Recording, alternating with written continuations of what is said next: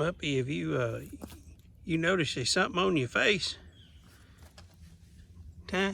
Have you noticed there's something blocking your vision there a little bit? Oh, what's that on your face? Muppy done got a leaf on your face. Huh?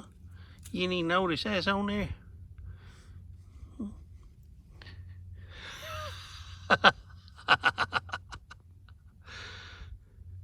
Get that off your face. You got crap all over your face. What are you doing out here anyway?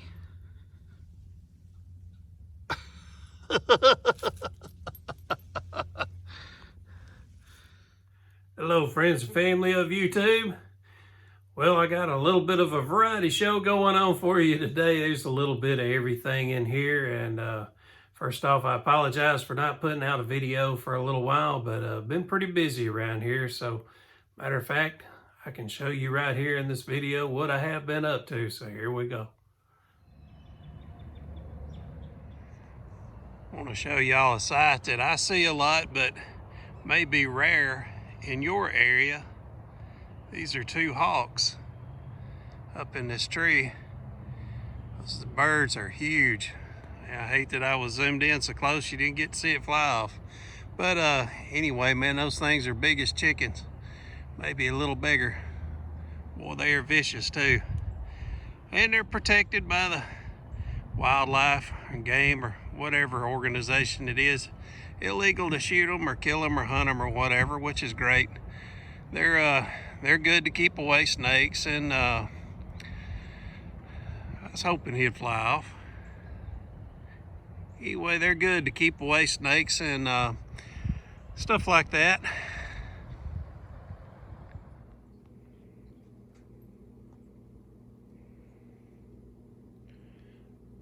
Something tells me that my cat doesn't understand how a pillow is supposed to work. She sure does understand how this fire works, though. Well, she lays in front of this thing all the time, but yeah, I'm just thinking she has not got the concept of what the pillow's all about. I think you're supposed to put your head on it, not your rear end.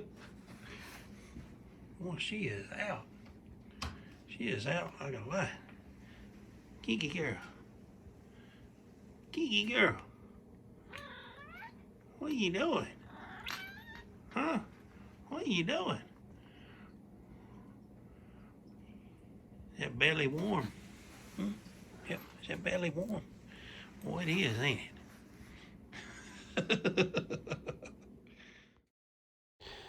Me and my buddy D. White went to horse farm, and we got up on top of this huge mountaintop, and man, it's beautiful up here. You can see 5 counties in 2 different states, Alabama and Tennessee, and man, it was really beautiful up here. Really enjoyed the day too. It was great.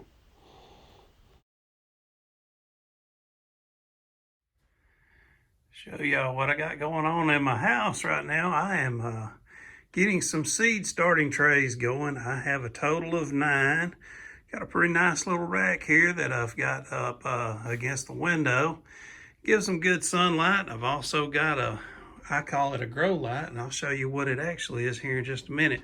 But I wanted to show you some of the plants that have started coming up. My tomatoes, I planted them about 8 or 10 days ago, something like that. And I'm getting a little bit of eggplant starting to come up as well. Maybe you can see them. And I'll tell you what the quickest thing to come up is a hybrid broccoli. Now, everything I am growing this year is heirloom, with the exception of this hybrid broccoli, and I've got 1 tomato that I'm growing, and it is it's a hybrid as well. But I have 5 varieties of tomatoes, so I'm wanting to see which one does the best. And I just noticed that my Brussels sprout is starting to sprout. So that's pretty cool. Anyway, I think I've got 3 of them planted in there, but it looks like 1 of them has come up for now. But yeah, I've got several different varieties of pepper. Maybe you can read these labels I got here: jalapeno, cayenne, Tabasco, and I've also got poblano pepper and a few other different types of peppers in that tray. Got some cucumber, eggplants. Got, I think I'm growing 4 varieties of eggplant simply because last year I grew some eggplant and they didn't produce. So I'm trying some different varieties here. I've got sweet banana peppers and poblano, habanero, a little bit of everything. So anyway, I'm going to have 9 trays, and these are 36 cells per tray on this size, and I don't recall the number of this one, but it's quite a bit. So anyway, I should have a pretty high production of plants, and I'm going to sell the plants for $3 a piece, and I will, of course, keep a lot of them for myself to plant here at Camp David. And to water these, I'm using a Dr. Pepper bottle. I put some holes in the top, and man, just take these things and just go through here squirting it, let it soak in, and then do it again. So every one of these gets squirted twice, 2 rounds.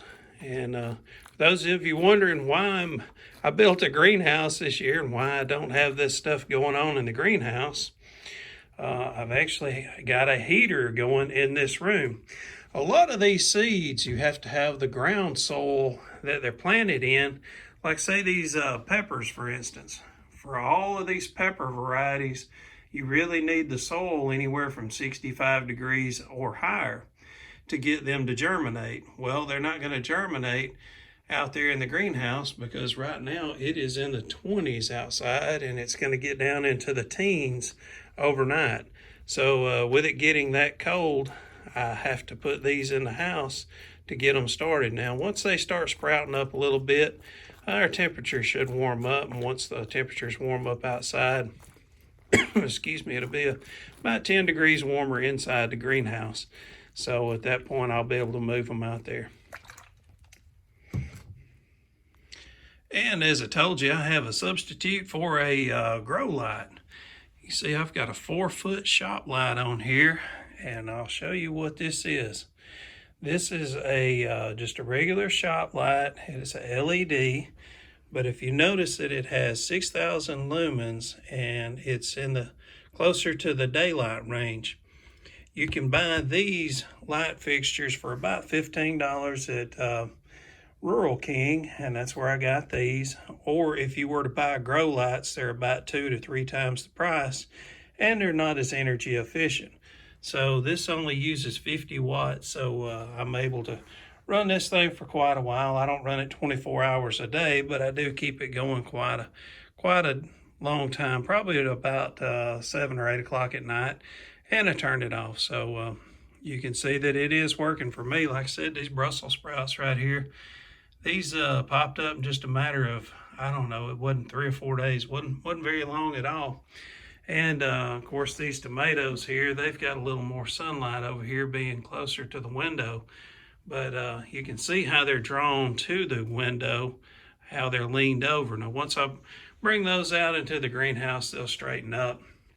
But you can definitely see how these plants will pull. These right here are leaning, they're kind of leaning towards the window, but at the same time, they are leaning up towards this light here. So somebody on the internet suggested doing that and said that it'll work as long as you make sure that you have enough lumens. You need 5,000 or more, and you need to be into this daylight range.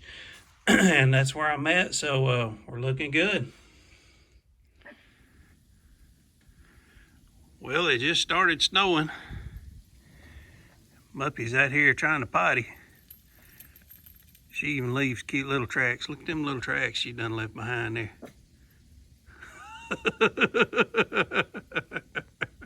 I swear, everything about that little dog's just as cute as it can be.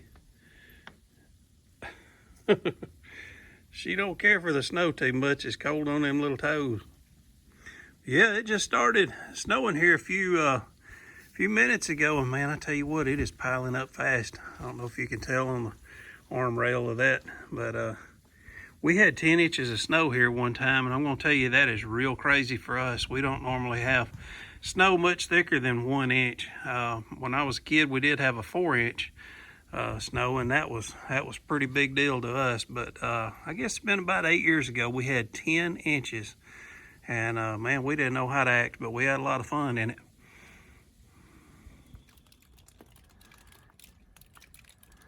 Well, that's what it looks like at Camp David. And it's melting off, and they say we got more coming. There's some tracks here in the snow. Let's see what these tracks in the snow lead to here. Follow them around. Oh, look at there. Look, it's a little monkey with some clothes on. Ain't she cute with her little outfit? Muppy, look up here, Daddy. Look up here, baby. She can't even sit down without getting her booty wet and cold. Well, I'm glad that the snow has finally went away, and man, I tell you what, it is. We can feel a little bit of spring coming on here, and March is just around the corner. Man, I am so excited to get back out into the garden. I'm hoping this year to have more food, so I'm closer to being self-sufficient, at least on the food source part of it. Last year, I grew about 5% of the actual food that I ate for the year. So, man, I really want to go way beyond that this year. So, anyway, I know a lot of you have had a pretty tough time with some of this weather that we've had of recent. Some of you lost electricity and all that great stuff. Y'all let me know down below that you're all still doing good, and love to hear from you. Love to hear about your gardening plans for the year as well. Folks, I hope to see y'all real soon. Y'all have a great one. Take care. Bye-bye.